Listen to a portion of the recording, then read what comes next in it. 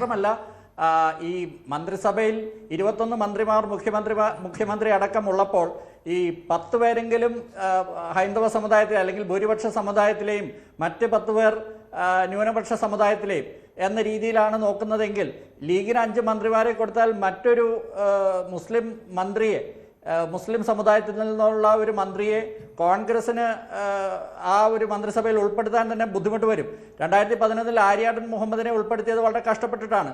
അപ്പോൾ അതുപോലെ ഈ പിന്നെ ഇതുപോലെയുള്ള സുകുമാരൻ നായരും വെള്ളാപ്പള്ളിയൊക്കെ മുറവിളി ഉയർത്തും. അതായത് ഇവിടെ ഹൈന്ദവർക്ക് ഒരു രക്ഷയുമില്ല, ഇവിടെ ഹിന്ദുക്കളെല്ലാം വേട്ടയാടപ്പെടുന്നു, ഇവിടെ ഇനിയിപ്പോൾ BJP വരണമെന്ന് ഭംഗ്യേന്ദ്രയാണ് വെള്ളാപ്പള്ളി പറഞ്ഞുകൊണ്ടിരിക്കുക. അങ്ങനെ ഒരു സാഹചര്യത്തിൽ അപ്പോൾ 10 മന്ത്രിമാരിൽ കൂടുതൽ ന്യൂനപക്ഷ സമുദായത്തിൽ നിന്ന്, ക്രൈസ്തവ മുസ്ലിം സമുദായത്തിൽ നിന്ന് വന്നാൽ അങ്ങനെയുള്ള കളികൾ ഇവിടെ അരങ്ങേറും. 2011 മുതൽ 14 വരെ അരങ്ങേറിയ അവസാനം BDJS 2015 ഉണ്ടാക്കിയതുപോലെയുള്ള കാര്യങ്ങൾ ഇവിടെ NSSനെയും വെച്ച് പല തരത്തിലുള്ള കളികൾ ഇവിടെ നടക്കാൻ സാധ്യതയുണ്ട്. പ്രത്യേകിച്ച് ഇപ്പോൾ സതീശനാണല്ലോ മുഖ്യമന്ത്രിയായിട്ട് വന്നത്. അതിൽ തന്നെ സുകുമാരൻ നായർക്കുമൊക്കെ നീരസമുണ്ട്.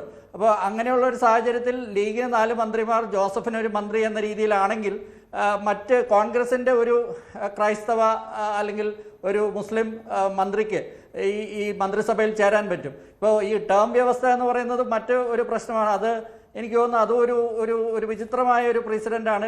പിണറായി വിജയൻ്റെ 2ാമത്തെ ടേമിൽ സെറ്റ് ചെയ്ത ഒരു കാര്യമാണ്. അന്ന് CPMന് ഇത്രയും അംഗങ്ങൾ ഉണ്ടായിരുന്നതുകൊണ്ട്.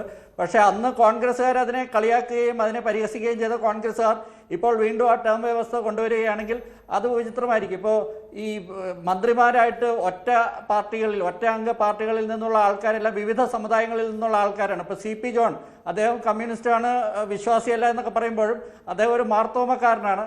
അനൂപ് ജേക്കബ് യാക്കോബായക്കാരനാണ്. ചാണ്ടിയുമ്മനെ എടുക്കുകയാണെങ്കിൽ അദ്ദേഹം ഓർത്തഡോക്സുകാരനാണ്. മാണി സി കാപ്പൻ സിറിയൻ കത്തോലിക്കനാണ്. ഷിബു ബേബി ജോൺ ലത്തീൻ സമുദായമാണ്. അങ്ങനെ ഇവർക്ക് പല സൗകര്യങ്ങളും ഉണ്ട്. അതായത് ഇവരെല്ലാം ഏതെങ്കിലുമൊക്കെ വിവിധ സമുദായത്തിൻ്റെ ആൾക്കാരായതുകൊണ്ട് എല്ലാവർക്കും റെപ്രസെൻറ്റേഷൻ കൊടുക്കുക എന്നുള്ളൊരു കാര്യമാണ് ഇവർ നോക്കുന്നതെങ്കിൽ കോൺഗ്രസ് അങ്ങനെയൊക്കെയാണല്ലോ. ഇവിടെ CPMന് 10 നായന്മാരെ മന്ത്രിസഭയിൽ എടുക്കാം, ആരും ചോദ്യം ചെയ്യില്ല. പക്ഷേ കോൺഗ്രസിന് ഇതെല്ലാം അംഗസംഖ്യ കൃത്യമായില്ലെങ്കിൽ ഇവിടെ നാളെ തൊട്ട് ഹൈന്ദവർക്ക് രക്ഷയില്ല. നാളെ തൊട്ട് ഇവിടെ ജമാഅത്തെ ഇസ്ലാമി, മീഡിയ വൺ അവർ 4 മന്ത്രിമാരിൽ കൂടുതൽ മുസ്ലിം ലീഗിന് കൊടുത്തില്ലെങ്കിൽ അവർ മറ്റൊരു ആഖ്യാനം ചമയ്ക്കും. അങ്ങനെ ഇവിടെ എല്ലാ കാര്യങ്ങളും നടക്കും. അപ്പോൾ കോൺഗ്രസിന് ഇതിൻ്റെ ബാലൻസ് കീപ്പ് ചെയ്യുക എന്നുള്ളത് വളരെ പ്രധാനമാണ്. തുടക്കത്തിൽ കല്ലുകടി ഒഴിവാക്കുക എന്നുള്ളത് പ്രധാനമാണ്.